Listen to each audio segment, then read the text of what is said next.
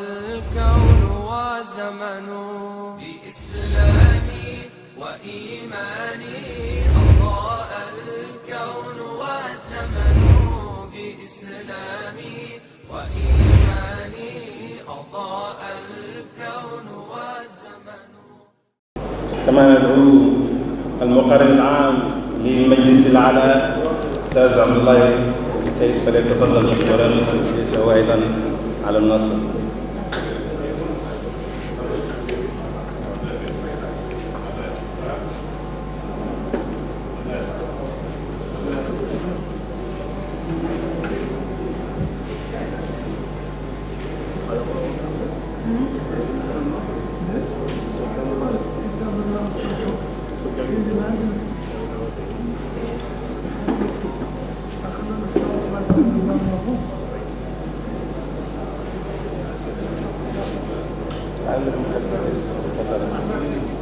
لعلكم تجلسوا.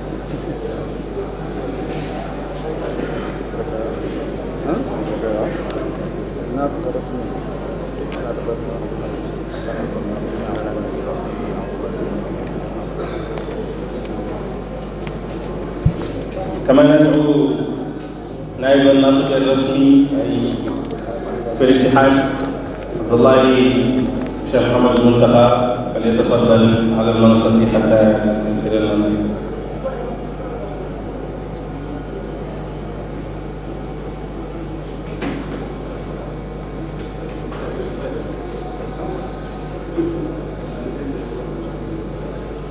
وليس هناك.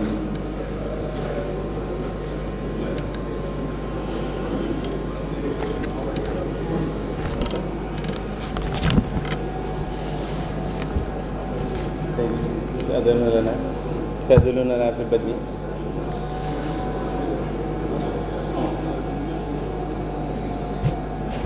بسم الله الرحمن الرحيم، والصلاة والسلام الأتمان الأكملان على سيدنا محمد الفاتح الخاتم الهادي الناصري عين الرحمة عين الحق طلعة الحق. ورضي الله عن شيخنا أحمد بن محمد التجاني ساقانا الله من سره بأعظم الأواني، وعن الخليفة المطلق شيخنا وممدنا الشيخ الحاج إبراهيم يس عبد الله حقيقة ومعنى وصورة. فإنني باسم اللجنة التحضيرية لهذه الدورة، وهي الدورة الأولى للمجلس الأعلى للاتحاد الإسلامي الإفريقي، أسلم عليكم جميعا سادة ومشايخ أعضاء المجلس الأعلى للاتحاد الإسلامي الإفريقي، وأحييكم تحية من عند الله مباركة طيبة، ألا وهي السلام عليكم ورحمة الله تعالى وبركاته. سلام لو تنزل كان سرا، وروحا في محبتكم تغيب، وجسما لا يفارقكم دواما، وقلبا من مهابتكم يذوب.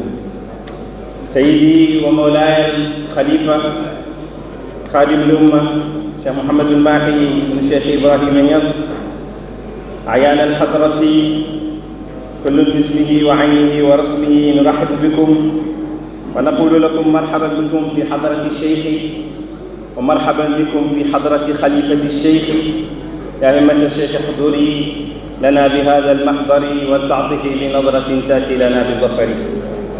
أصحاب الفضيلة والسماحة، أصحاب المعالي، بتوفيق من الله سبحانه وتعالى وببركة الشيخ وبهمة الخليفة مولانا الشيخ محمد الماحي بن الشيخ إبراهيم يس رئيس الاتحاد أيده الله وأعزه، تنعقد اليوم في أجواء المولد النبوي الدورة الأولى للمجلس الأعلى للاتحاد الإسلامي الإفريقي بهذه الهيئة التي أسسها الشيخ واهتم بها كثيرا، وحال انتقال صورته والانشغال بما تلا ذلك من أولويات دون استكمال تأسيسه.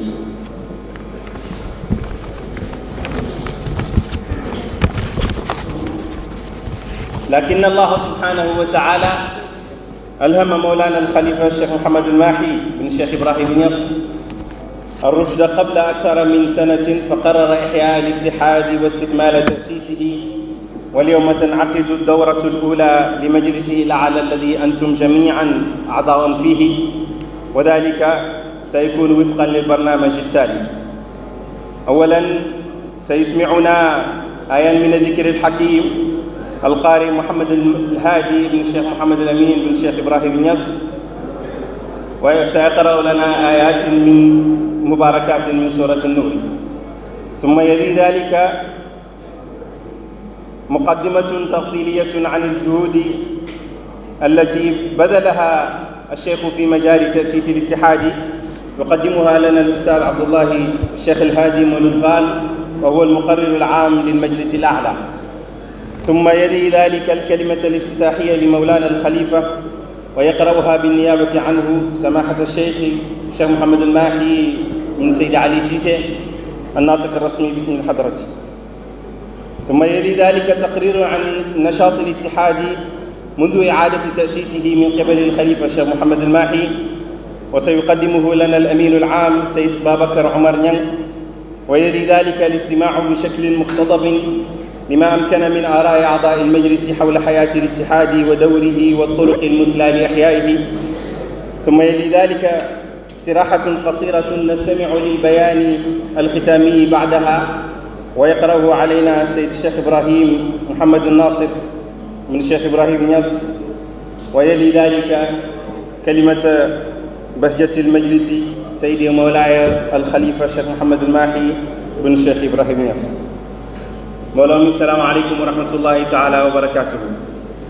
ñu ngi sant yàlla bi ñu mayee ñu dajee tey ngir ñu dundal loo xam ne Cheikh Ibrahima Niass radiyallahu anhu moo ko jëmbatoon ci année 1971.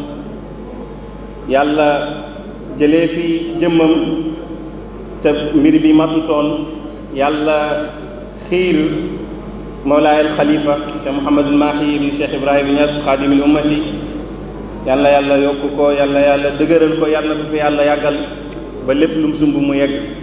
yàlla barkeel ci moom bépp liggéey boo xam ne Cheikh Ibrahima Niass bëggoon na ko matal ci pays bi. yàlla xiir ko ci mu dundalaat ittihaad boobu nga xam ne ittihaad islamique boobu nga xam ne Cheikh Ibrahima radiyallahu anhu bëggoon na ko def ngir mu nekk buntu xaritoo ak aalam bi, ngir mu nekk buntu jëflante ak monde bi yëpp. tam commencé woon ko 1971 73 mu teg ci bind ci ay bind yu leer yu wane naka la mbir bi war a doxee. xalifa bi dëkkal ko niki at ak tey ñi ñëw fii nii ci dawra bu njëkk bi ci comité ci conseil suprême, seen dawra bi ñu njëkk a daje, session bi ñu njëkk a daje gannaaw ba ko xalifa bi taxawalaatee ngir gën a dëgëral li nga xam ne Cheikh Ibrahima Niass radiyallahu anhu bëggoon na ko ñeel maktab bii nii ngir mu nekk buntam ci adduna bi, ngir mu nekk buntu jëflanteem ci adduna bi. tey ñu am programme boo xam ne nii lañ ko nar a tëralee incha allah. comme niñ ko xamee ci pay bi, dañuy tàmbalee jàng ay laaya ci suuratu nuur ci alquran. ki nga xam ne mooy Cheikh Mouhamad El Hadi doomi Cheikh Mouhamad Lamine doomi Cheikh Ibrahima Niass moo koy jàng. gannaaw loolu dinañ déglu rapporteur général conseiller bi mooy Cheikh Abdullahi Oustaz Abdullahi ibn Cheikh Hadi Mawlud mu wax ñu mbir yi nga xam ne cosaanu mbir mii nii nga xam ne Cheikh Ibrahima Niass radiyallahu anhu jëmbatoon na ko, ak lan moo nekkoon bëgg-bëggam ci lii, ak yan jéegole ci Cheikh Ibrahima Niass defaloon boppam ba nga xam ne xalifa bi ñëw na ngir continuer jéego yooyu noonu. ñetteelu kalima bi mooy ubbee boo xam ne Seydi Mawlaay al Khalifa moo koy def moo ko bind Seydi naatiq rasmi bismil hadrati porte parole moom moo koy Seydi Cheikh Mouhamadul Mahi Ali Cissé moom moo koy jàng. gannaaw loolu danañ jàng benn rapport boo xam ne Seydi secrétaire général ittihaad bi moom moo koy jàng muy Seydi Ababacar Omar Niang muy wax ci jéego yi nga xam ne dox nañ ko ba ligue bi commencé ba léegi ba ittihaad bi commencé ba léegi. ñeenteelu mbir mi moom mooy juróomeelu mbir bi ci teglu moom mooy dinañ déglu yenn kàddu ci ñenn borom xam-xam yi nga xam ne bokk nañ ci commission bii nii bokk nañ ci conseil suprême bii nii ñu wax seen xalaat ñoom ci ittihaad bi wax seen xalaat ñoom ci lan mooy jeexital bi nga xam ne moom lañ séntu ci ittihaad bi ak yan mooy possibilité yi nga xam ne gis nañ ne ittihaad bi mën na ko am après. gannaaw loolu daneen noppalu tuuti diir diggante bi ñuy préparé déclaration finale bi nga xam ne kii di Cheikh Ibrahim Mouhamadou Nasir mu Cheikh Ibrahim Niass moo koy jàng muy wax gis-gisu ligue bi di wax fi mu jëm. après ñi tëjee kàddu taaru jotaay gi di Seydi Mawlaay Mouhamad Khadimul Umma Seydi Mawlaay Cheikh Mouhamadul Mahi min Cheikh Ibrahima Niass lii mooy programme bi. bismillahi rahmani rahim wa ala barakatillahi nabda'u wa bihi ta'ala nasta'in.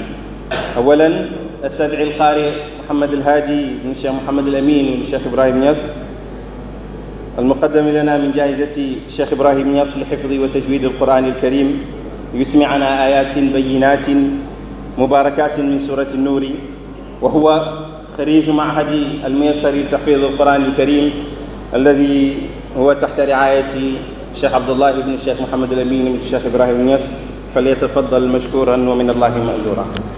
الحمد لله رب العالمين الرحمن الرحيم مالك يوم الدين، إياك نعبد وإياك نستعين، اهدنا الصراط المستقيم، صراط الذين أنعمت عليهم غير المغضوب عليهم ولا الضالين.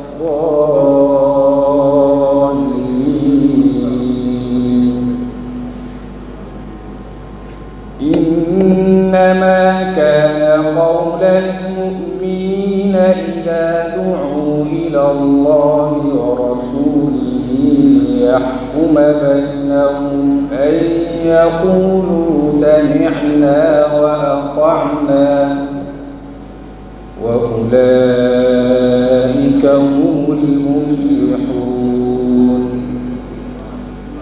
ومن يطع الله ورسوله ويخشى الله ويتقه فأولئك هم الفائزون.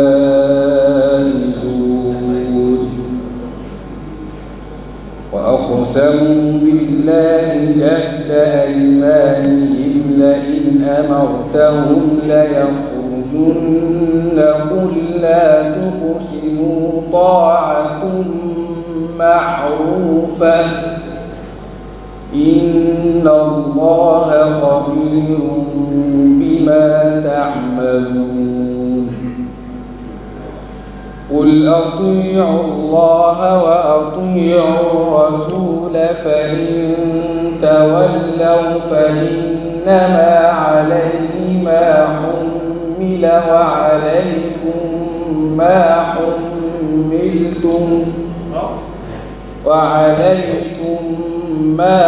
حملتم وإن تطيعوه تهتدوا وما على الرسول إلا البلاغ المبين.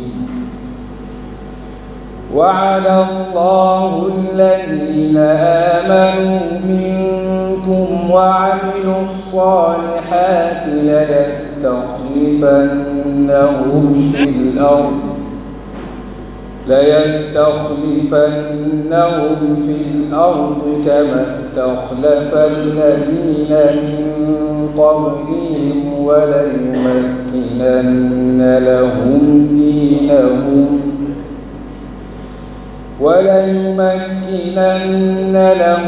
دينهم الذي ارتضى لهم وليبدلنهم من بعد خوفهم أمنا يعبدونني لا يشركون بي شيئا ومن كفر بعد ذلك فأولئك هم الفاسقون. بسم الله الرحمن الرحيم.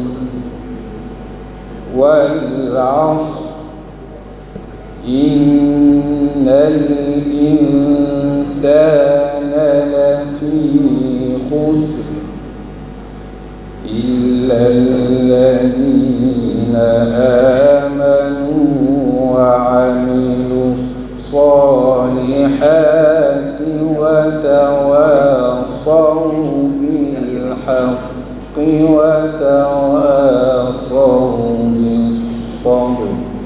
صدق الله العظيم. بسم الله الرحمن الرحيم.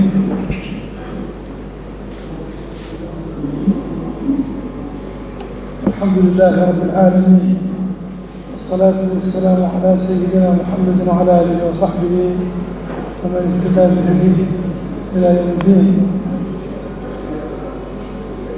سماحة الخليفة العام رئيس الاتحاد الإسلامي الإفريقي، السادة أعضاء المجلس الأعلى، السيد الأمين العام للاتحاد، السادة أعضاء المكتب التنفيذي، أيها الإخوان والأحباب في الله، كلفت بأن أقدم لكم نبذة تاريخية عن الجهود التي بذلها مولانا الشيخ إبراهيم الناس في تأسيس هذا الاتحاد. وبالرجوع إلى الوثائق نجد أن مولانا الشيخ بذل جهودا كبيرة، فقد أسس هذا الاتحاد مرتين. المرة الأولى كانت بتاريخ يوم الخميس 23 رمضان 1391 للهجرة، الموافق لل11 نوفمبر 1971. وقد هيأ الشيخ ملفا للاتحاد وأرسله إلى حاكم كولخ، سلمه للإدارة السنغالية في كولخ، وسلم نسخة من الملف لعمدة كولخ. كان هذا أيضا 1971. وأكد الشيخ في رسالة موجودة باللغة الفرنسية موجهة إلى وزير الداخلية السنغالي أنه رضي الله عنه قرر تأسيس الاتحاد الإسلامي الإفريقي يوم 18 إبريل 1971. إذن يعتبر هذا التاريخ هو تاريخ تأسيس الاتحاد.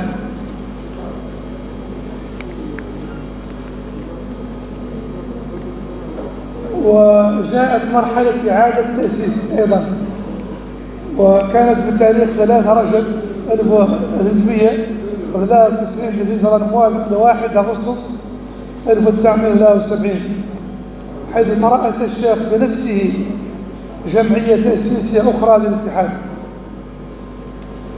ولذلك أسباب، من بينها أن الشيخ لاحظ أن الحكومة لم ترخص للاتحاد، فأراد أن يعيد تأسيسه من جديد.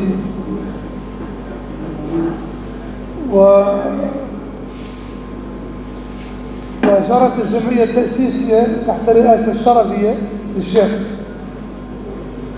وخلال هذه الجلسة انتخب مكتب للجمعية رئيسه سيدي الحاج علي السيسي، السكرتير الحاج أحمد إبراهيم ياس، المستشار المحلف الحاج محمد نذير إبراهيم ياس. وانتخب أيضا خلال نفس الجلسة تحت رئاسة الشيخ الحاج علي السيسي رئيسا، الحاج عبد الله الياس نائبا أول للرئيس، الحاج أحمد الياس نائبا ثانيا للرئيس، والحاج إبراهيم محمود جوب أميرا عاما، والحاج إبراهيم الياس أبو بكر مساعد أول، والحاج ممر سك مساعد ثاني، والحاج الشيخ محمود التجاني ياس خازنا عاما، والحاج عثمان ياس أبو بكر مساعد أول لأمين الخزانة. وانتخبت الدورة لجنة المراقبة ضمت كل من الحاج عبد الله ياس هادي رئيسا، حسين ياس، لمين ياس، إبراهيم، عمر ين، الشيخ الضوء. ثم شكل الشيخ في نفس السنة مجلسا سماه المجلس الفيدرالي للاتحاد الإسلامي الإفريقي، وتوجد قائمة بأسماء أعضائه بينهم 22 مندوبا عن السنغال يتقدمهم الشيخ نفسه رضي الله عنه، و9 مندوبين عن موريتانيا، و3 مندوبين عن غامبيا، ومندوبان عن مالي، ومندوبان عن النيجر، و12 مندوبا عن نيجيريا، ومندوبان عن بوركينا فاسو، ومندوب عن بنين، و3 مناديب عن غانا، ومندوب عن سيراليون، ومندوبان عن ساحل عاج. إذن هذه هي المراحل التي مر بها تأسيس الاتحاد، لكن غياب صورة الشيخ 1975 والانشغالات التي تلت ذلك حالت دون أن يبدأ الاتحاد عمله بصورة فعلية، إلى أن قرر الخليفة العام سيدي محمد الماحي إبراهيم في السنة الماضية أن يعيد إحياء الاتحاد وأن ينشطه على أسس جديدة، فعين أمينا عاما وكلف فريقا من الخبراء بدراسة طرق تنشيط هذا الاتحاد. وهذه الدورة اليوم بالنسبة لها هي الدورة الأولى، وسيكون من بعدها إن شاء الله الانطلاقة الحقيقية الفعلية للاتحاد التي الجميع مدعو للمساهمة فيها.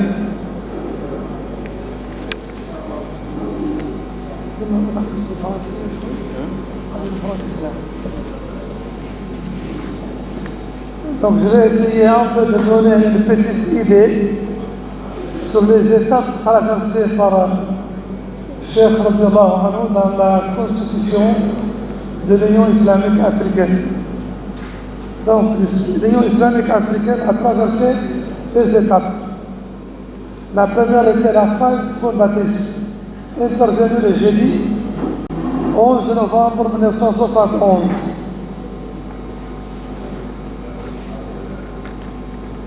La deuxième a été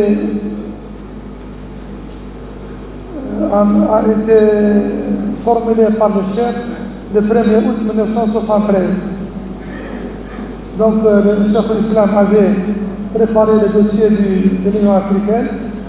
Il a transmis lui-même à l'administration territoriale au niveau de Kaolack, et il avait nommé plusieurs institutions au sein de l'Union. Il avait nommé un bureau exécutif, et il avait nommé encore un conseil de coordination et de supervision, et il avait nommé un conseil fédéral qui renferme plusieurs représentants de différents pays africains.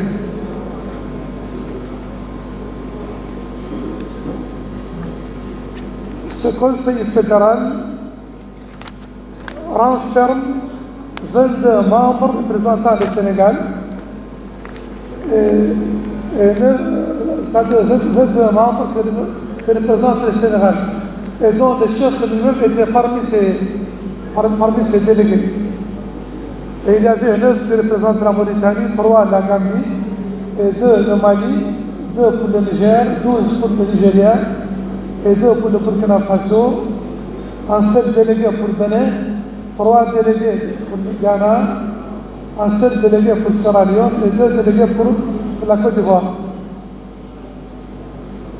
Donc c'est un peu en résumé ce que j'ai dit en arabe. Je vous remercie.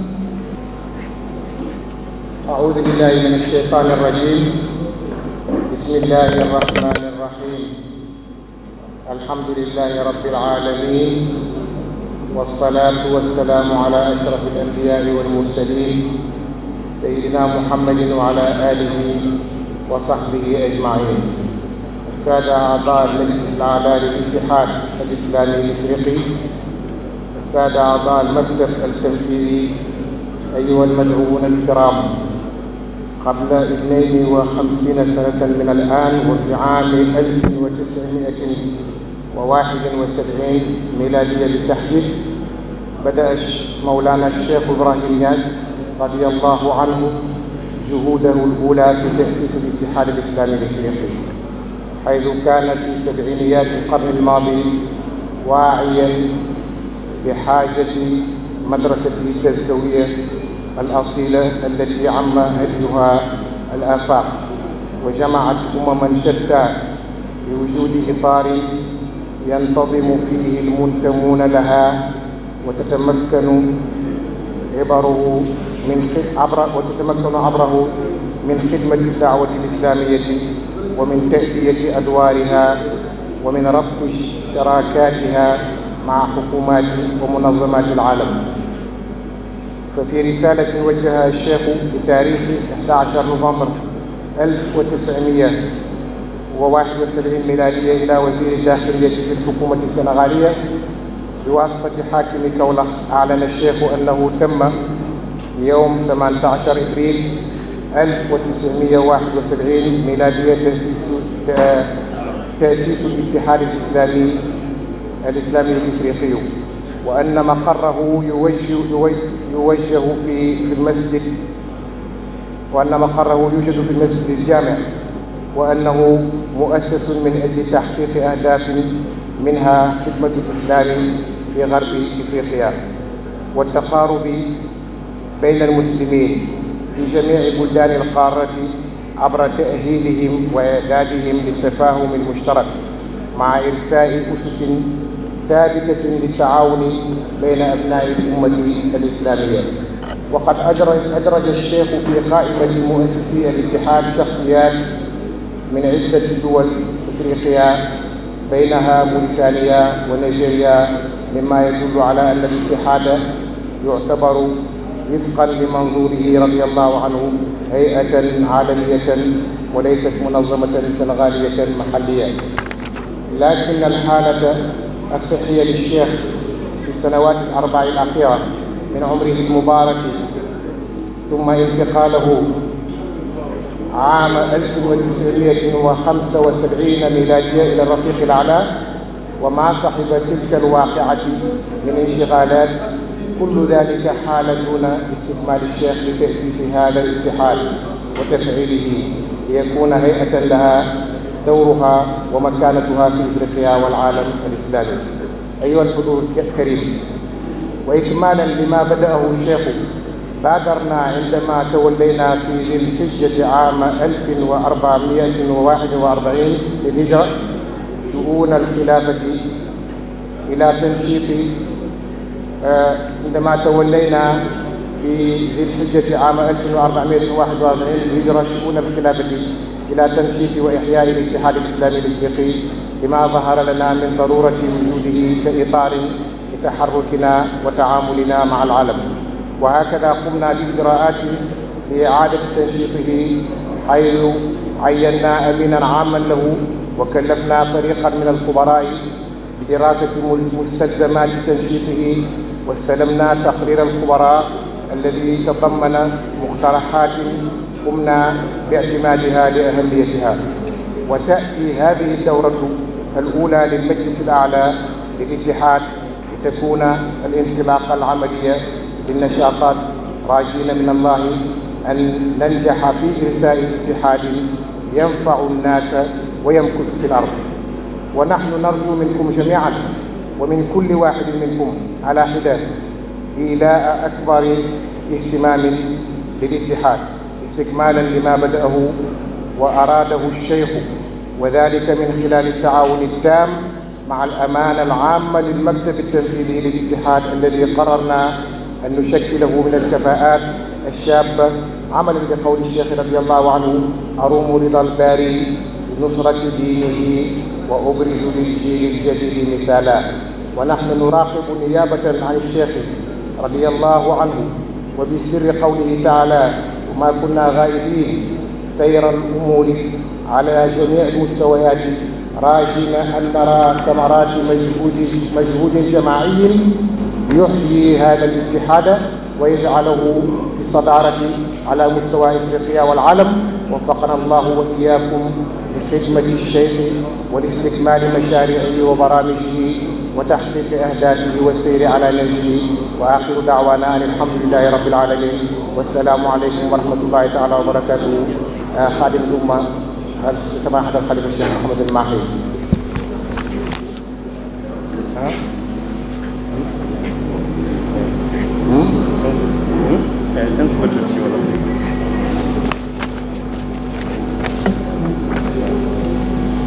mbokk yi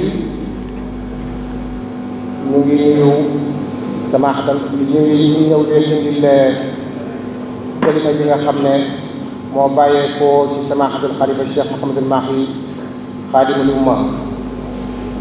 muy nuyu mbooleem membre yi ittihaad bi di conseil bi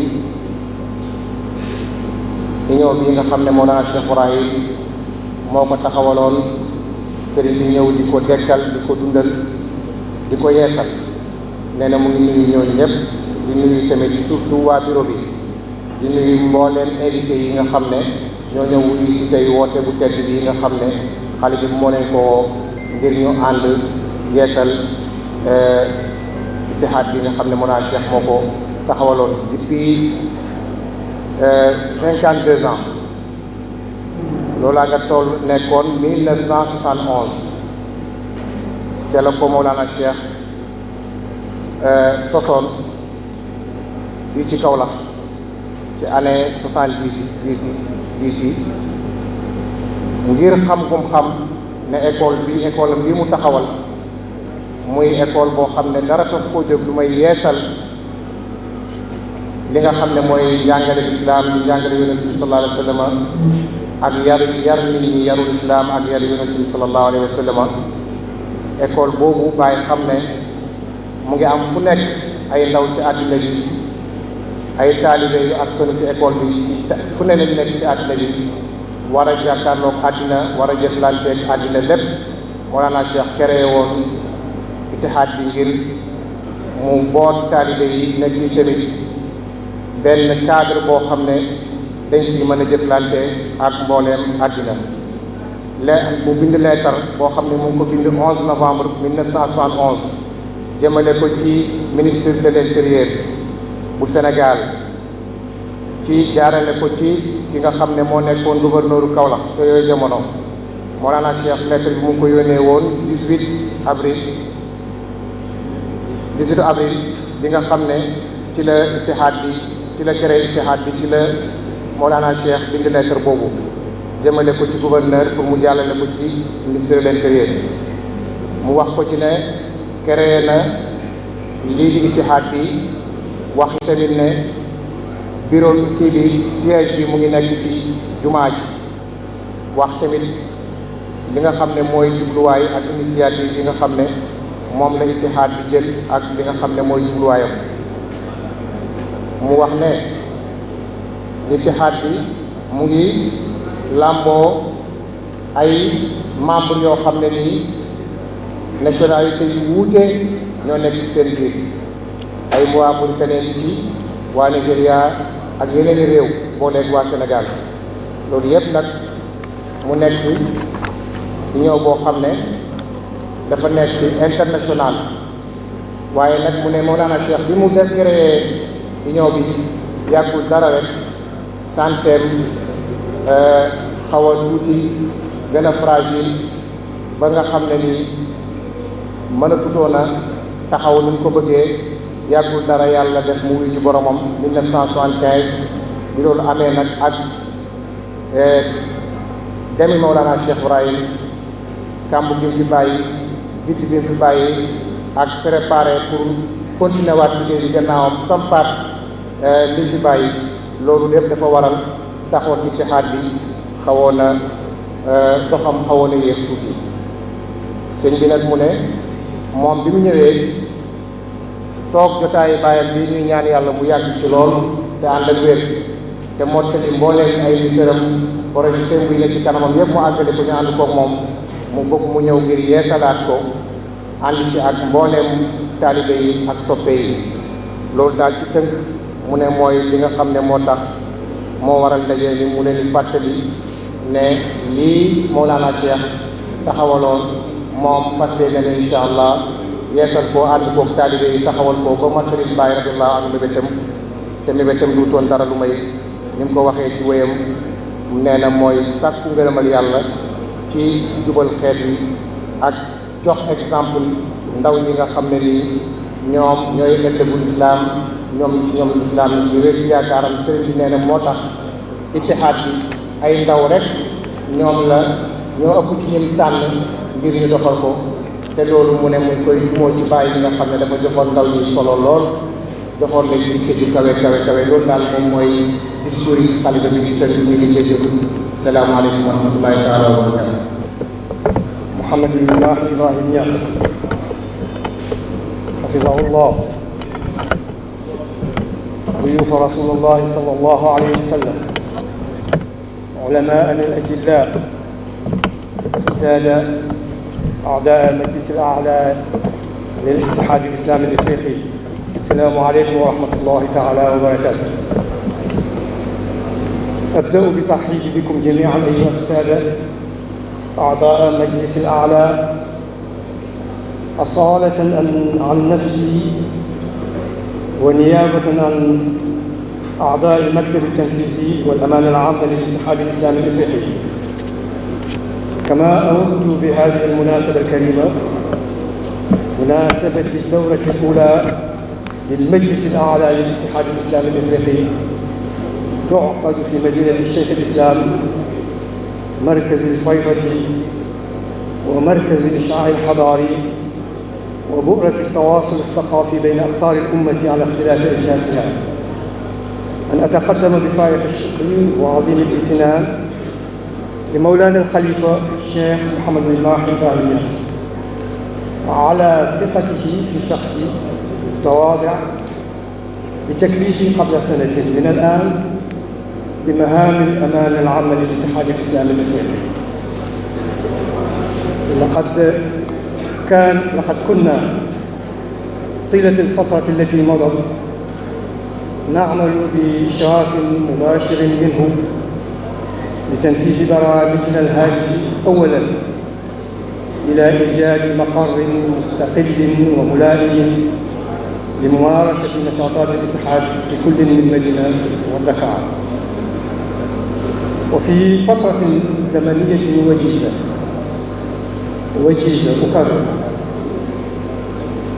وجيزة جدا. ذلك أمر جعلني أداعب أحد الإخوة في إحدى الجلسات بأن الشيخ ربما استجمع همته واستعان بالملأ الأعلى لتنفيذه في هذه الفترة القصيرة. والآن مفاتيح مكتب الدكار ومدينة الشيخ الإسلام بحوزة الأمانة العامة، جزاه الله عنا وعن الإسلام خيرا.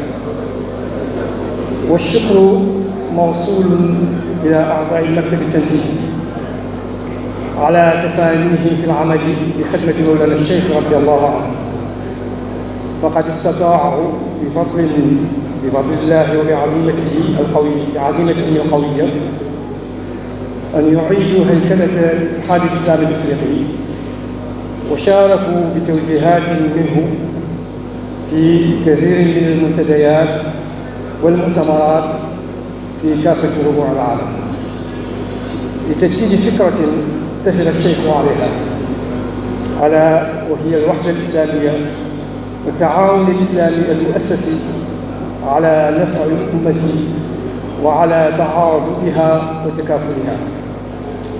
لقد كانت وحدة المسلمين قضية كبرى عند الشيخ رضي الله عنه، وقد وقف الشيخ هنا في المدينة في مثل هذه الأيام السعيدة قبل 50 سنة في هذا الشهر المبارك، شهر الشيخ ربيع الأول، في مدينته التي تجلت فيها عبقرية الزمان والمكان والإنسان، وارتجل خطبته الشهيرة التي أعلن فيها عن ضرورة وحدة المسلمين تحت لواء الاتحاد الإسلامي الإفريقي. يومئذ قال: إني بعون الله وتوفيقه قد أرسيت قواعد المنظمة باسم الاتحاد الإفريقي لدعاة الإسلام، وذلك عشية يوم الجمعة 13 من ربيع الأول عام 1391 هجرية. وقد حضر الاجتماع التأسيسي جمهور غفير من المسلمين أهل الإرادة الصادقة والحب الصافي في الله عز وجل. والغرض من تشكيل الحركة كما أكد الشيخ إنما هو العمل بعزم وبعلو همة لمضاعفة جهودنا في مجال الدعوة إلى الله بالحكمة والموعظة الحسنة. فرسالتنا أضاف الشيخ والحالة هذه ليست جديدة، وإنما المقصود تنظيم وتنسيق نستمدها من روح الإسلام الذي هو دين النظام، ومع تنظيم إسلامي دقيق سوف تتضاعف الجهود بدون كبير عناء وتزداد الانتصارات بإذن الله. على هذا المنوال استمر الشيخ إلى أن قال: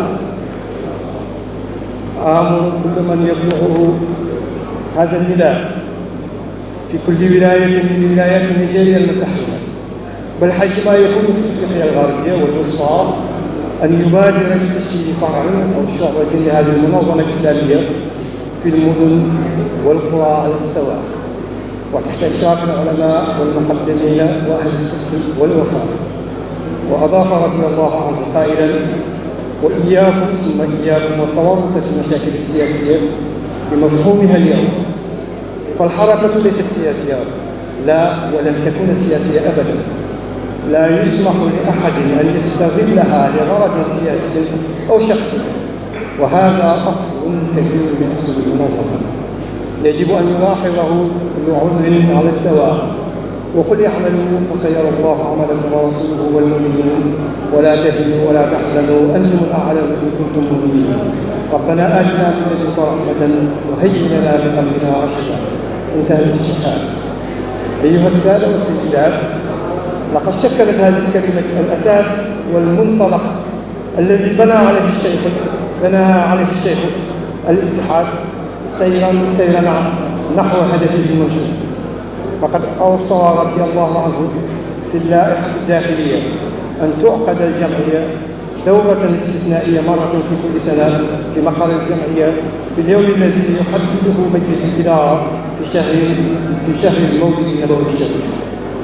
وبناء على توصيات مولانا الشيخ، شرع مولانا الخليفة الشيخ محمد الماحي دايما في إعادة هيكلة الاتحاد بخطوات تواصلت حتى أوصلت الاتحاد إلى ما هو عليه اليوم، والعمل والجهد متواصل لتحقيق المزيد والمزيد إن شاء الله.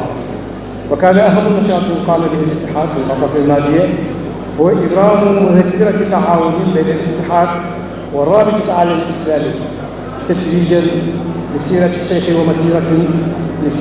ومسيرة رسمها مولانا الشيخ الإسلام حاج إبراهيم منذ عام 1971 ليصبح الاتحاد ذا تابع مؤسساته يتجاوب مع متطلبات العصر الحاضر. وتعلمون وأنا أتعلم منكم أن الحاجة ماسة في عالم اليوم إلى تطوير الأساليب وفتح باب التعاون والحوار مع الجمعيات الإسلامية، وعلى رأسها رابطة عالم الإسلامية التي هي المرجعية الأساسية، المرجعية الإسلامية الأولى في قبلتنا، والتي كان مولانا الشيخ إبراهيم رضي الله عنه من مؤسسها الأوائل. أيها الحضور الكريم، لتحقيق غايات وآمال رسمها الخليفة لنا ثابتة وواثقة مستعينا بالله ومستثمرا طاقات الحضرة في كافة ربوع العالم، فإن الاتحاد يسعى لتنفيذ برامجه ومشاريعه ويأمل في أن يجد دعما قويا من جميع المقدمين في زوايا الفيض بسائر أقطار العالم، سعيا مشتركا لتجسيد فكرة راودت الشيخ زمنا طويلا قبل أن يمهدها لتطبيقها على أرض الواقع. وهناك تقارير من نجمه حاجة الله بعد أن انتدبه الشيخ في زيارة المغرب عام 1660 وبرفقته الأستاذ إبراهيم محمود جوب ومستشار شريف بابلي استقبلهم جلالة الملك محمد بن الخامس أمام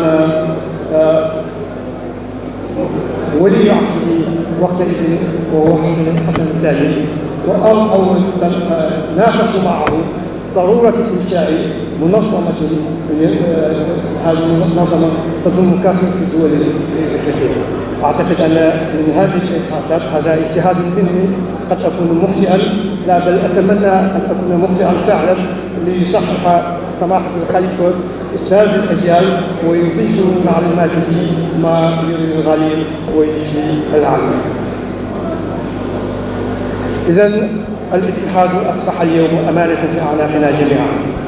مرحبا بكل الطاقات الحية، ومرحبا بشباب الفجر، ومرحبا بالأفكار والمقترحات، وأهلا بالاشتراكات والمساهمات والمنح، ومرحبا بما قد يسيء صندوق مدينة باي للاتحاد دعما له بتمويل نشاطاته واستكمال تجهيزاته. فمكتب الاتحاد في كل من مدينة ودكار في حاجة إلى تجهيز وإلى طاقم بشري. شكر الله على الجميع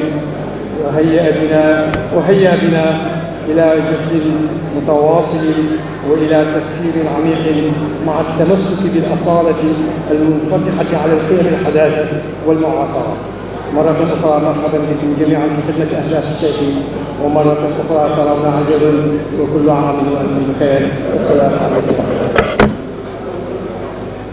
mbokk yi résumé rek kàddu yu gàtt li waral jotaay bi mooy dañu nekk ci suñu première session boo xam ne Ittihadul Islami al-Fiqhi li nga xam ne Baye moo ko sosoon Oustaz al-Allama Seydi Abdoulaye Wade Sey def na historique bi ngeen dégg léegi.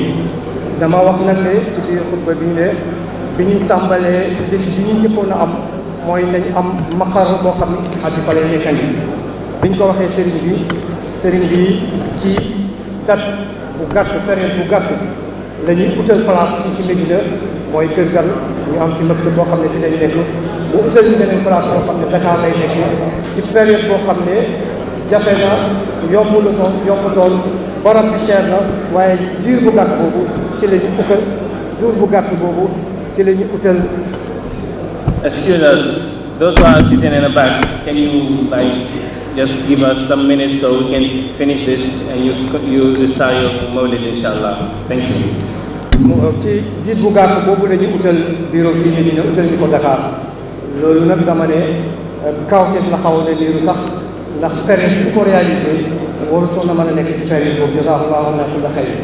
lim ci jublu rek mooy concrétiser benn ittihaad bi nga xam ne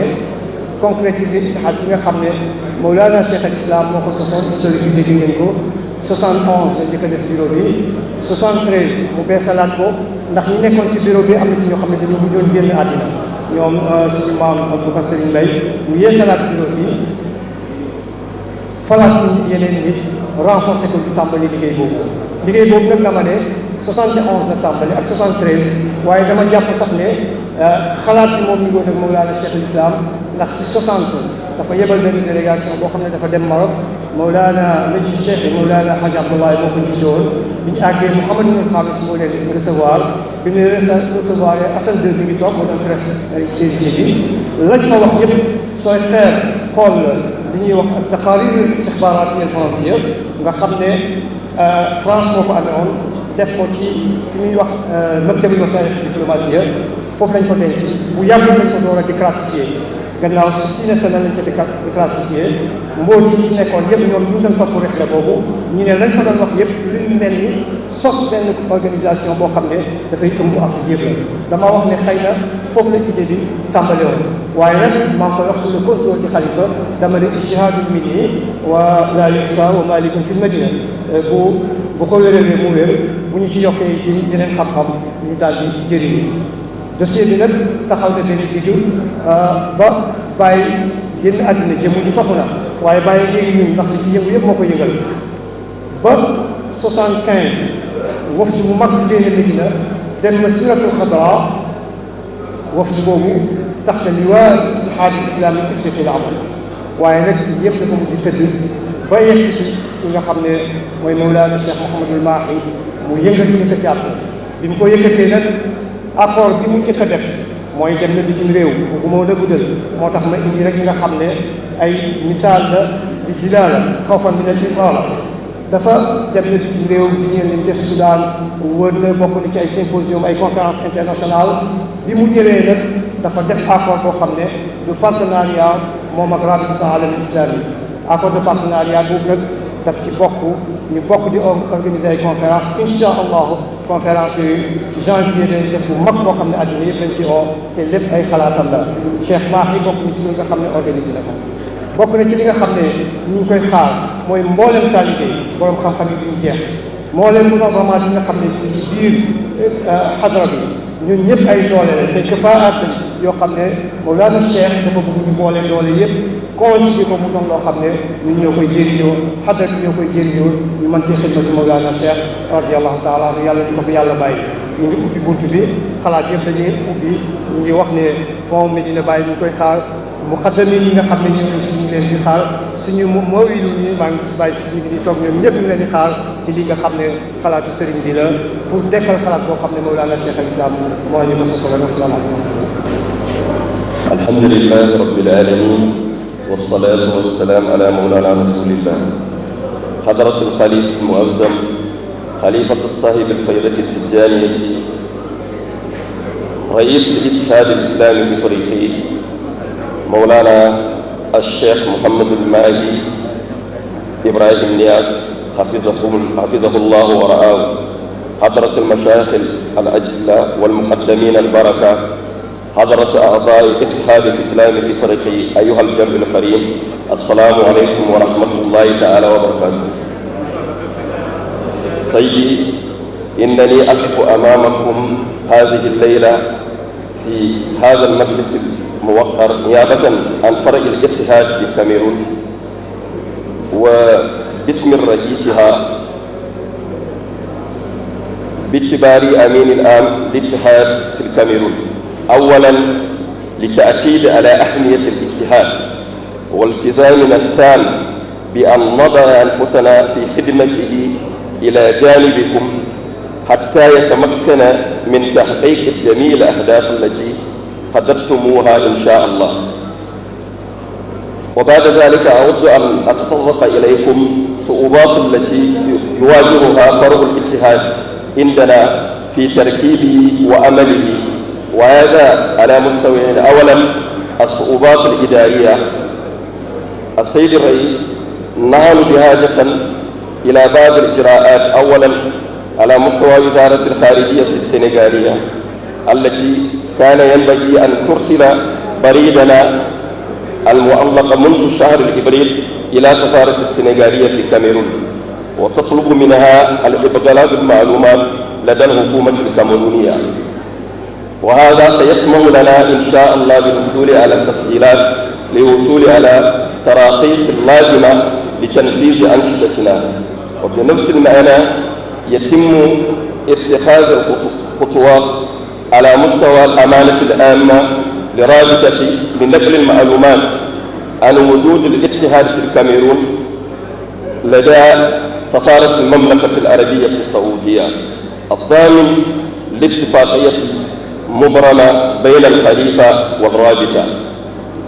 والثانيا واجهنا صعوبات في الميدان. كان بعض مشايخنا نقلوا إلينا معلومات داعين الإخوة إلى عدم القبول للاتحاد القادم، وكان نفس الأشخاص الذين تعرضوا في أسره لهجوم من أنشطة أنصار الدين في الكاميرون. ومن حسن حظنا أن أحد أبناء الأبرز لهذه الهدرة الذي لا يؤخر جهودا في خدمة الهدرة الشيخ أبو بكر عبد الله إبراهيم ياس جاءنا كعادته وأوضى كل شيء. أوضى أولا بأن جمعية أنصار الدين أسسها الشيخ رضي الله عنه لجنب أصحابه وهي خاص بأصحابه. ومن ناحية أخرى فإن الاتحاد دون أن يكون في منافسة مع أنصار الدين هو أرض بالدبلوماسية الفائدة. والحمد لله لا أستطيع أن أنهي كلمتي دون أن أسأل الله تعالى أن يمن على خليفتنا العزيز بالصحة التامة والعافية وطول العمر. هذا الخليفة هو بلا شك الوارث الحقيقي للشيخ الذي كان هدفه الرئيسي خدمة الأمة. فجزاكم الله عنا كل خير، حفظكم الله، والسلام عليكم ورحمة الله وبركاته. والصلاة والسلام على مولانا رسول الله. في الحقيقة أنا ما كانت عندي مداخلة، همست في أذني الآن سيدي عبد الله وقال لي عندكم مداخلة. قلت لا، يعني ما عندي مداخلة، لكن هو يبدو أنه أمر. في الحقيقة ما عندنا أي مداخلة إلا أننا سيدي خليفة هذه الأمة رئيس الاتحاد الإسلامي الإفريقي نرحب بهذا الاجتماع لإحياء هذا الاتحاد الذي أسسه الشيخ رضي الله تعالى عنه في آخر أيامه، وأراد له أن يكون عالميا. لأن الشيخ يقول أن رسول الله صلى الله عليه وسلم علمنا كل شيء حتى الجلوس على قضاء الحاجة. كذلك الشيخ علمنا كل شيء وترك لنا كل ما نحتاجه في ديننا، في طريقتنا، في دنيانا. وأراد أن يساير العالم، وأسس أولا جمعية أنصار الدين، لكن هذه الجمعية الشيخ أرادها أن تكون محلية وتكون سنغالية. لما أراد أن يشرك جميع الأتباع في الخارج أسس هذا الاتحاد الإفريقي. إذن هذا الاتحاد ينبغي أن نعمل فيه عملا مشتركا لا يكون خاص، وأن الاجتماعات يحضرها الجميع كما أراد الشيخ، وأن تؤخذ آراء الجميع، وأن نعمل ليس فقط كلام، أن يكون العمل متواصل. لأن هذه إفريقيا التي أسس فيها هذا الاتحاد هي الآن يتكالب عليها العالم كله، كل العالم الآن يطلبون قدما في إفريقيا. يعني إفريقيا هي المستقبل، هي مستقبل هذا العالم. إذن ينبغي أن نجتهد ونعمل معا وراء رئيس هذا الاتحاد سيدي ومولاي الشيخ محمد الماحي إبراهيم ياس، حفظه الله ورعاه وجزاه عنا كل خير، وعن الطريقة وعن الفيضة. وكل موريتانيا على كل حال مستعدة للوقوف معه في كل ما هو يخدم الطريقة ويخدم الإسلام ويخدم الفيضة. واسمحوا لي أن أدعو أحد إخوتي لأنهم أفصح مني لساني ليعمل مطلقا. هنا معي سيدي الحاج، وهنا معي سيدي أحمد، أحدهما أو كليهما ينبغي أن يحضرا حتى يبدي رأيهما. جزاكم الله خير، والسلام عليكم ورحمة الله تعالى وبركاته. الحمد لله الحمد لله لما انتحى حكم تجدد إسراف الحكم الآخر. اللهم صل على سيدنا محمد الفاتح لما أغلق والخاتم لما سبق ناصر الحق بالحق والهادي إلى صراطك المستقيم وعلى آله حق قدره ومقداره العظيم.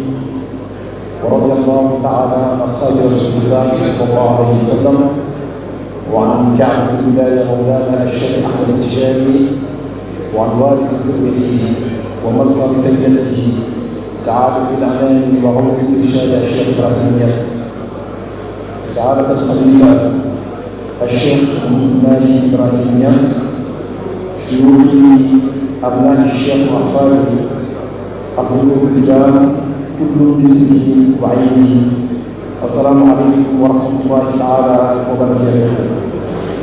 مداخلتي إن شاء الله ستدور حول أهمية الاتحاد في دين الإسلام كما قيل لي. أقول وأنا أقصد ما أقول، لقد حث النبي صلى الله عليه وسلم على الاتحاد في أحاديث كثيرة كما أكد القرآن عليه، والعمل بين الواحدة من أجل قوة الإسلام وكرامة المسلمين.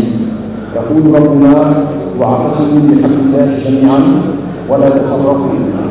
ويقول رسول الله صلى الله عليه وسلم: المؤمن بالمؤمنين كالبنيان يشد بعضهم بعضا. ويقول أيضا: وعليكم الجماعة فمن شذ به من النار. وأن هذا الالتزام بالجماعة أخبر النبي صلى الله عليه وسلم عن علو شأنه وشرف أصحابه، فقال: لا تزال طائفة ما من أمتي ظاهرين على الحق لا يضرهم من خذلهم أو خالفهم حتى يأتي أمر الله بذلك. وما نال سلفنا الصالح ما نالوه من عز وشرف رفيع بكثرة العدد والعدة، ولكن نالوا ذلك بالإيمان بالله والاجتماع على كلمة واحدة. ولقد نهانا القرآن متفرقا فقال: ولا تكونوا كالذين تفرقوا واختلفوا ما لم جاءهم بالله وأولئك لهم عذاب عظيم.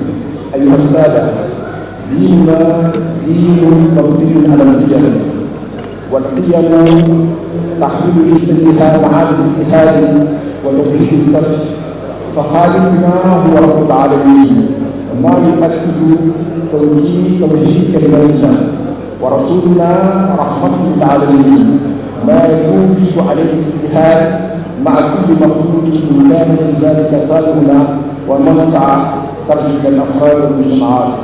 وكتابنا قرآن أنزل لهداية الناس جميعا، ولن يكون ذلك في جو التفرقة بل في ظل الاتحاد الوافر.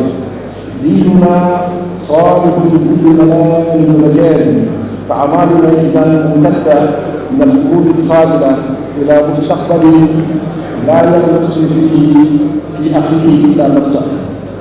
وإنا وإن كنا تجانيين من أحد الفجر، فإن الشيخ التجاني رضي الله تعالى عنه كان يقول: من يعرفني يعرفني أنا وحدي.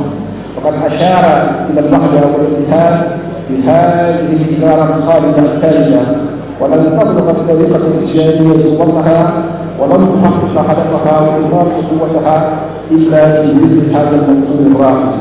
أما الفيدة فهي رمز الاتحاد الحقيقي من حيثيتين: الحيثية الأولى التوسع والتعليم. أما التوسع فكان الشيخ بأبيه توسيع دائرة آخذه، ولا فائدة في هذا التوسع بإيمان المتفرقين، فلا توسع في الفرقة بل التشتت والانهيار. ثانيا التعليم، وبه أنهي كلمتي. فقد من الله على الشيخ إبراهيم ياس بأن فتح القلوب على يده، فزالت ببركته القلوب بين الخالق والمخلوق، وانعدمت الشركية بأكملها، فصار العبد لا يرى إلا الوحدة. تلك الوحدة التي هي روح الاتحاد ومن ثمرة المعرفة بالله المحققة للسعادة. فما أحوجنا اليوم إلى هذا المفهوم لنكون حاضرين لا مجرد موجودين. أكرر: لنكون حاضرين لا مجرد موجودين. وآخر دعوانا أن الحمد لله رب العالمين. بسم الله الرحمن الرحيم. الاتحاد الإسلامي الإفريقي الدورة الأولى للمجلس الأعلى مدينة الشيخ 25 سبتمبر 2023 ميلادي. البيان الختامي للدورة الأولى للمجلس الأعلى مدينة الشيخ 25 سبتمبر 2023 ميلادي. تحت رئاسة مولانا الشيخ محمد الماحي إبراهيم ياس رئيس الاتحاد الإسلامي الإفريقي والخليفة العام للهيبة التجارية في يوم 12 من ربيع الأول سنة 1445 للهجرة الموافق ل25 سبتمبر 2023 ميلاديا، عقد المجلس الأعلى للاتحاد الإسلامي الإفريقي دورته الأولى لعقد إحياء الاتحاد الذي يواصل الخليفة العام الشيخ محمد الماحي إبراهيم ياس اعتمادا على الأسس التي وضعها مولانا الشيخ إبراهيم ياس رضي الله عنه للاتحاد يوم 18 أبريل 1971 ميلادي. وسجل المجلس بإجلال وإحضار الخطابين الذي افتتح رئيس الاتحاد الشيخ محمد الماحي ياس بهما وختم دورة المجلس متبينا ما ورد فيهما من إرشادات وتوجيهات، وألزم الأمانة العامة باتخاذ جميع الإجراءات لتنفيذ مضامين الخطابين المذكورين وجعلهما منارة استرشاد في نشاطها. وضم جدول أعمال هذه الدورة النقاط التالية: النصوص التنظيمية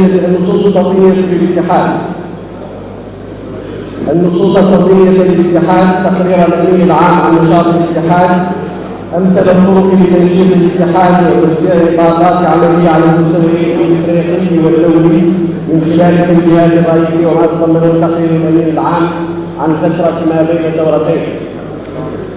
انتخاب رئيس وأعضاء مكتب المجلس الأعلى واتخاذ المكتب التنفيذي، توصيات عامة، ثم في الأخير نقاط مختلفة. وفيما يلي نتائج قرارات وتوصيات المجلس. أولا، بخصوص النقطة الأولى المتعلقة بالنصوص التنظيمية للاتحاد، أقر المجلس المحاور العامة لهيكلة الاتحاد وأهدافه ومصادره المالية، وكلف الأمانة العامة بالاستعانة بخبراء قانونيين في تحرير واقتراح نظام أساسي للاتحاد بالاعتماد على ما كان الشيخ قد أقره بالجمعية التأسيسية واقتراح نظام داخلي للاتحاد، على أن يناقش المجلس الأعلى في دورته مقبلة هذه النصوص ويقرها. وأوصل المجلس الأمانة العامة بالاستناد لتقرير فريق الخبراء المكلف من طرف الرئيس باقتراح خارج القانون لإحياء الاتحاد، وهو التقرير المؤرخ ب 28 سبتمبر 2022 ميلادي. ثانيا، بخصوص النقطة الثانية الخاصة بتنشيط الاتحاد، اعتمد المجلس خلاصات الاقتراحات التي تقدم بها الأعضاء خلال مناقشات هذه الدورة، كما اعتمد المجلس خارطة الطريق التي قدمها رئيس فريق الخبراء السيد عبد الله بن سيد المختار للرئيس يوم الجمعة 3 ربيع الثاني 1424 هجرية الموافق 28 سبتمبر 2022 ميلادي، والتي تضمنت مقترحات حول تنظيم وتنشيط الاتحاد. وكلف المجلس الأمانة العامة بالاستناد والخارطة المذكورة باقتراح خطة واقعية وعملية مفصلة تمكن الاتحاد من إرساء وجوده دائما وماليا ولوجستيا. وفوض المجلس مكتب رئاسة المجلس الأعلى للاتحاد بإقرار الخطط التي ستقدم الأمانة العامة واتخاذ ما يلزم لتنفيذها. وأوصى المجلس جميع الشخصيات وجميع المقدمين ورؤساء الزوايا بتقديم ما يلزم من دعم المالي ومجد من حصول الاتحاد على ميزانية لتسيير شؤونه ريثما تتهيأ له فرصة الاستقلال المالي. ذلك بخصوص انتخاب هيئات الاتحاد، اعتبر المجلس التعيينات التي اصدرها رئيس الاتحاد اليوم 25 سبتمبر 2023 وفقا لما يلي: ألف، تشكيلة مكتب المجلس الأعلى: الرئيس الشيخ محمد الماحي إبراهيم ياس، نواب الرئيس الشيخ أحمد التجاني علي السيسي، الشيخ محمد الأمين إبراهيم ياس، الشيخ محمد العاقب إبراهيم ياس، والشيخ محمد المكي إبراهيم ياس. الناطق الرسمي باسم الاتحاد: الشيخ محمد الماحي عليه السيسي. مساعد الناطق الرسمي الشيخ عبد الله محمد المتقان يس. المقرر العام السيد عبد الله الشيخ الهادي مولد. المقرر المساعد الشيخ إبراهيم برهان محمود جو. 8 مستشارين يعينهم الرئيس الشيخ محمد بن حمية إبراهيم يس ممثل جمعية أنصار الدين ومدير المعهد الإسلامي العربي الفرنسي الحاج عبد الله يس. الشيخ محمد عبد الملك إبراهيم يس منسق لجائزة الشيخ إبراهيم يس الدولية لحفظ وتجويد القرآن الكريم. الشيخ إبراهيم محمد الهادي إبراهيم يس. محمد المصطفى السيسي والشيخ إبراهيم بشير السيسي والسيد الهادي النعم عبد الله والشيخ عبد الله الشيخ حسين. تشكيلة المكتب التنفيذي المشرف العام المكلف بالرقابة السيد بابكر عمر اليمن. نائب المشرف العام السيد محمد نور الدين الغابي. الأمين العام السيد الشيخ إبراهيم محمد ناصر اليس. الأمين العام المساعد المكلف بالرقابة المالية السيد أحمد صندوق. الأمين العام المساعد المكلف بالشؤون الإدارية السيد نور الدين الشيخ محمد نبيل إبراهيم ياس. الأمين التنفيذي للعلاقات العامة والإعلام الشيخ أحمد التجاني الشيخ برهان الياس. نائب الأمين التنفيذي للعلاقات العامة والإعلام السيد محمد ضباط. الأمين العام المكلف بالشراكات والعلاقات الخارجية السيد عبد الله الماحي إبراهيم ياس. نائب الأمين العام المكلف بالشراكات والعلاقات الخارجية محمد ناصر الدين الشيخ إبراهيم ياس معروف بالله الشيخ. سادسا الأمين التنفيذي للشؤون المالية والمحاسبة السيد ممار ياس. نائب الأمين التنفيذي للشؤون المالية والمحاسبة السيد عبد الله البتري. سابعا الأمين التنفيذي للتنظيم والمكاتب والفروع بابكر الحاج عبد الله إبراهيم ياس. ونائب الأمين التنفيذي للتنظيم والمكاتب والفروع هشام زين. ثامنا الأمين التنفيذي لشؤون التعليم وقضايا الطلاب السيد باي الحاج محمد زينب ياس والسيد عثمان بن جاري. تاسعا الأمينة التنفيذية لشؤون المرأة والطفل والأسرة السيدة حفصة بنت الشيخ إبراهيم ياس. عاشرا الأمين التنفيذي للبحوث والدراسات والترجمة السيد أحمد بكار بابا القنيان. نائب الأمين التنفيذي للبحوث والدراسات والترجمة محمد محمود بن نعم عبد الله. رابعا التوصيات العامة.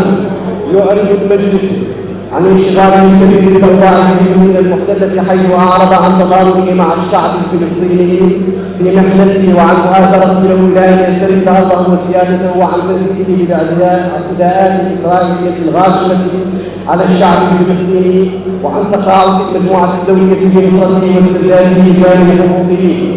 كما أكد المجلس انشغاله المحرر في السودان داعيا للطرفين في السودان الى الوقف في حلول الحق والبحث عن حل سياسي ينهي الازمه ويحفظ السودان وحدته وسيادته. واكد المجلس انشغاله كذلك في حاله الانسان يزيد من المغرب والبلاد وعن تضامن الاتحاد مع الشعبين المغربي والليبي في هذه المحنه. وبعد انتهاء نقاط الجدول الى اعماله انهى المجلس دورته الاولى على ان يعقد دورته الثانيه القادمه اخر شهر رمضان 1445 للهجره بمدينة الشيخ والله ولي التوفيق.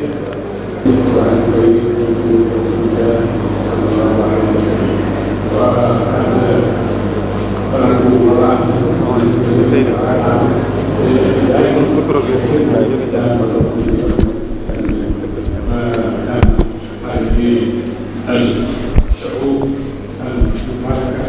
الخارج من كل مكان ونحن من خارج النبي صلى الله عليه وسلم من براهين نجاحهم ونجاح نهجهم في سبيل دعوة إلى الله تبارك وتعالى، وهو أن المسلمين لهم قوة العلم، قوة الدين، قوة المال، ولكن كل هذه القوى إذا لم تجتمع بنهج معين فليس هناك أي فائدة في هذا العلم وفي هذا المال وفي هذه القوى.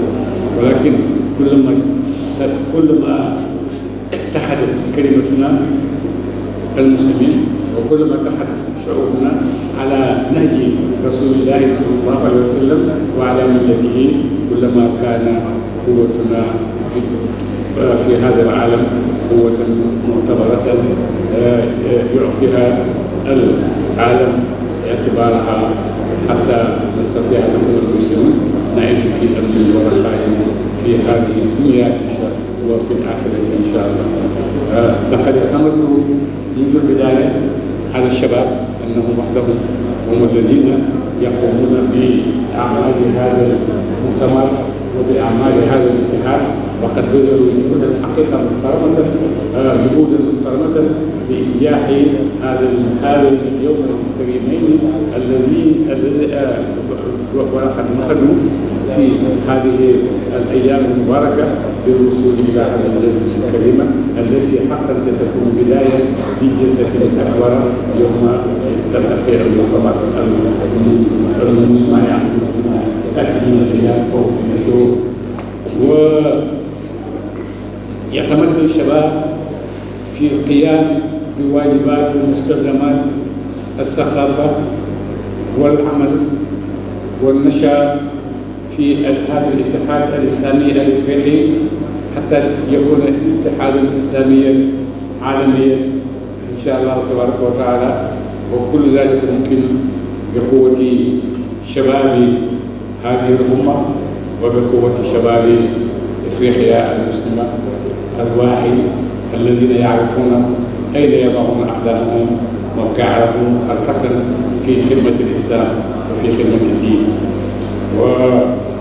ونجحنا هذين اليومين في إقامة هذا الملتقى الكريم بدعوة ولشرح مبادئ هذا الاتحاد وماذا يرمي إليه من تحارب المسلمين فيما بينهم وتعاونهم فيما بينهم حتى يستطيعوا أن يكونوا نواة في إعادة الوحدة الإسلامية التي ستلتزم أيضا عودة قوة الإسلام على العالم وحكم الإسلام على العالم إن شاء الله.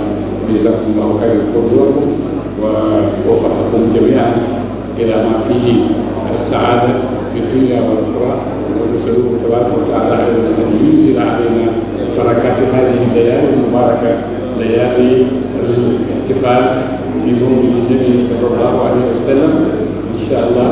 نسأل الله تبارك وتعالى أن ينزل علينا بركات النبي صلى الله عليه وسلم في هذه الأيام المباركة الكريمة. جزاكم الله خيرا وشكرا. الكون وزمن بإسلامي وإيماني